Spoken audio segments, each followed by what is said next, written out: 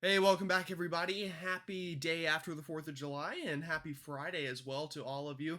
I got a pretty quick update here for you on Hurricane Beryl, and unfortunately, I've kind of been harping on this all week, this whole Texas idea, and the latest model guidance has really latched onto that idea. We saw a lot of northward trends with Beryl yesterday, and that kind of continued into the overnight, and now it looks like Texas is really going to be the hotspot for a landfalling hurricane and potentially a landfalling major hurricane.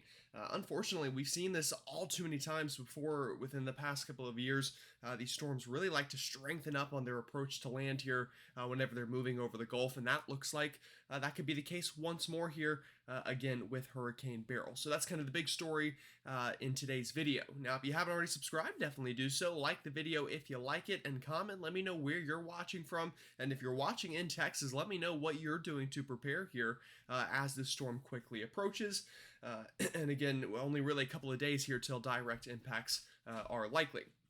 Alrighty, so with that said, we'll go ahead and start. I will briefly mention here, if you are new to the channel, the production quality you're currently seeing isn't likely what you're going to be seeing most of the time.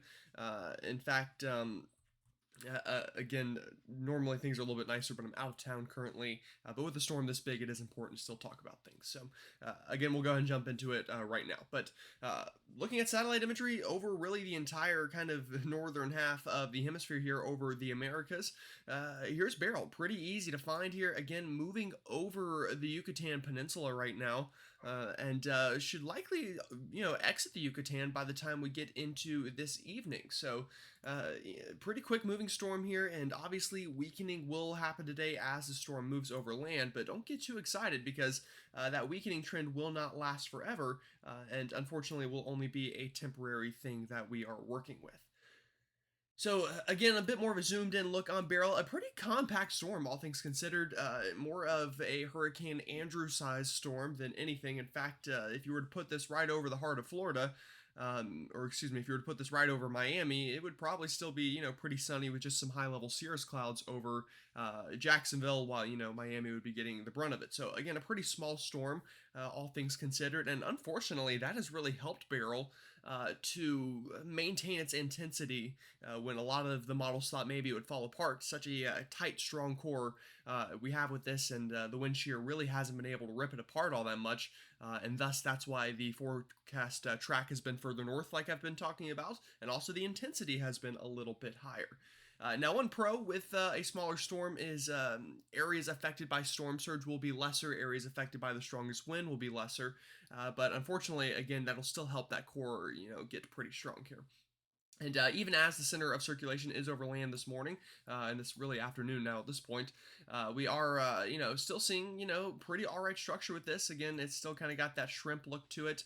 And again, right now sitting at a Category 2 storm over portions here of the Yucatan Peninsula, and that's as of about 10 to 11 a.m. this morning, and we'll get more updates throughout the day. But again, either way, a strong hurricane impacting portions of Mexico right now. But the important thing here is by the time we're getting into this evening, specifically, really honestly, by the time the sun is setting Eastern time, this storm will likely once again be exiting over back out into the Gulf of Mexico as a tropical storm at that point. And then that's whenever we really got to nowcast this thing throughout the day Saturday and even into Sunday morning here. And by the time we're getting into Sunday afternoon, the latest National Hurricane Center forecast is for a strong Category 1 hurricane to be over the Gulf of Mexico, approaching the coastline of Texas. So that is something we're going to need to watch here, obviously, for all of our folks in Texas. And one thing I'll mention here, again, this could take the far right-hand storm of this track within this cone. So there's a possibility this thing stays over water for longer. And obviously, the further on the right-hand side of this track, the more Gulf of Mexico this is going to have to work with before landfall. So, why this says, landfall would be Monday afternoon, it could be Monday evening, it could really even be Tuesday morning if the track is further to the right here and landfall is further up towards Corpus Christi or towards Houston. But right now, I think most of the models are doing a pretty good job here, kind of latching on to a landfall kind of in this general area near Corpus Christi, which would likely lead to a Monday evening time frame for that landfall. All right, so latest spaghetti models here that we have just from really within the past hour or so, these have run. And again, just about every member now is showing a Texas landfall. The southernmost members showing Brownsville, the northernmost members showing areas, more towards the central part of the Texas coastline here, back up towards the Galveston area. So again, some spread here, but a shift northward is definitely something that has occurred. And again, I've been saying that for the past couple of days now that that was likely. And sure enough, that is what has happened here with this storm system. Now, the latest National Hurricane Center track does bring high probabilities of tropical storm force winds into southern Texas, and that is again going to be a pretty big deal here. And the storm should have pretty good symmetry by the time it gets into Texas. So I'm not expecting a super lopsided storm. We could have a little bit of southerly shear that kind of, coming out of this way could displace some more of that convection towards the north. So, maybe some stronger tropical storm force winds out from the center northbound, which unfortunately is not good news for Texas because anything to the north is just more Texas coastline. So again, though, National Hurricane Center is showing high probabilities of tropical storm force winds right now for the southern Texas coastline, and likely these chances are going to bump up, and hurricane force chances are going to bump up as well throughout the next couple of days. But the experts in Miami, they're really just kind of waiting to see as the storm gets back over water exactly how much more or exactly how strong the structure of the storm is, I guess, is the best way to word that. So I'm going to skip that map here as well. So now taking a look at one model run, and I'm only going to show you one because of time constraints, but also the H-Wharf has just been doing an incredible job with the storm, in all honesty, since it, um, you know, latched onto this thing about a week ago. So again, very impressive stuff from the H-Wharf. Again, picking up pretty good on what's happening at this moment in time. A Category 2 storm, a weakening storm, obviously over land here over the Yucatan. But as we go throughout today, you'll notice this is going to get right back over the Gulf of Mexico into this evening and into overnight tonight. And then the strengthening trend begins. So waking up tomorrow morning on Saturday, likely right back down, or excuse me, I guess I should say right back up to hurricane strength. Probably about a Category 1, Category 2 storm on this model run for our Saturday morning. And then just a ongoing intensification trend by the time we get into Sunday morning, now back towards major hurricane status. And again, a very tight storm here, very small storm with a very powerful core to it. But continue strengthening, continuing that strengthening trend. And then getting down, again, continuing that major hurricane strength status as we get a landfall kind of near the south central Texas coastline here Monday morning on this model. So again, you'll notice this is a little bit further north than some of our other models. Some are still back down near Brownsville, but again, the trend is your friend here, and the trend has been north. So I think this is a pretty realistic landfall location here on our latest H-Wharf model, although obviously we'll keep you updated on any potential trends one way or the other.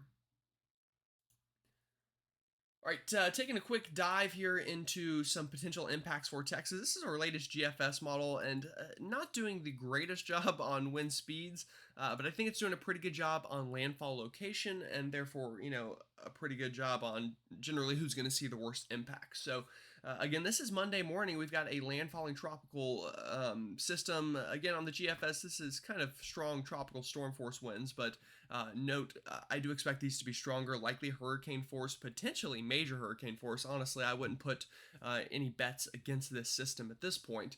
So what is showing up here as 70-mile-an-hour wind gusts very well could be 120-mile-an-hour wind gust here where this makes landfall. And I will point here, again, just the way that the wind goes around these storm systems, we're going to be getting very strong onshore flow, from Galveston Bay all the way up towards Houston, likely, with a landfall like this. So storm surge is going to be a concern, and I'll show you a storm surge map here in just a second, just so you can prepare. But wind, rain, storm surge, again, all the usual suspects with tropical systems on the table for this one. And again, this wind map is, a pretty good job of showing who I think will get the worst of it. And then even as this moves inland, portions of Texas, even up near the Dallas area, could get in on some pretty gusty winds, as well as a potential tornado threat. The ingredients here are looking, pretty prime for tornadoes here into Monday afternoon and Tuesday afternoon as the system moves inland before finally falling apart a little bit. But we'll start talking about inland impacts a little bit more kind of to start next week as this is making landfall because we will know a lot more by then. So that is the plan there. All right. Again, I think I just realized that the map on this one might have been backwards a little bit, but that's okay. Rainfall forecast here again. A lot of it on the way. At least half a foot of rain, honestly, wherever the core of this storm goes over southern Texas here. That will be a concern that we need to watch out for impacts there. But obviously, some places are going to see a little bit more than this. Some places are going to see a little bit less than this. Pretty sharp cutoffs generally with tropical systems. But wherever the core goes over, half a foot to a foot of rain is going to be a problem, going to cause flooding, and that will be something we need to watch out for.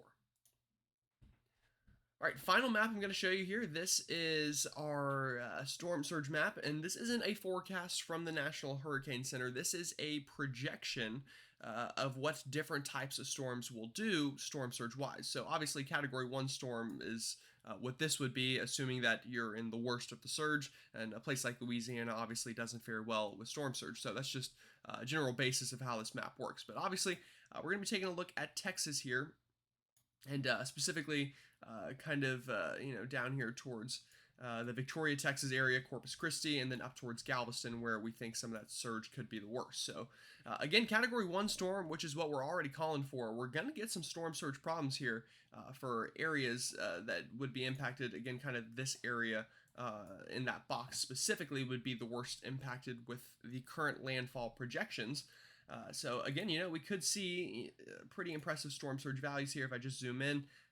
Again, pretty high surge for some of these coastal communities. Again, some of these more low-lying areas under the gun.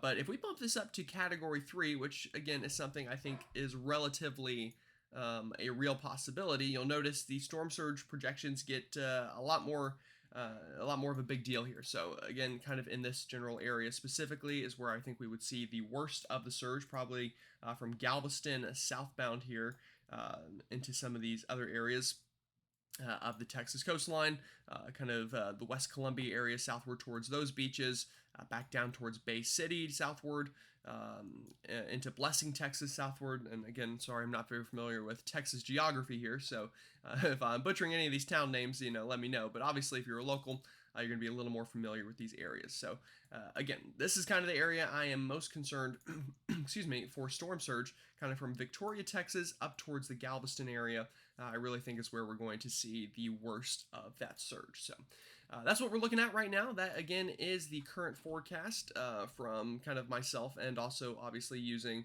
some of the National Hurricane Center information there. But all things considered, Beryl has been behaving pretty well with the forecast. No crazy out-of-the-world things. And like I said, I've been mentioning Texas as a likely landfall place for at least a couple of days now. So that northern trend that I kind of anticipated, sure enough, is unfolding here. So again, if you haven't already subscribed, definitely consider doing so. Like the video if you like it, and of course, comment, let me know where you're watching from. And I hope y'all have a wonderful rest of your Saturday. Stay safe out there, and I'll see you all next time.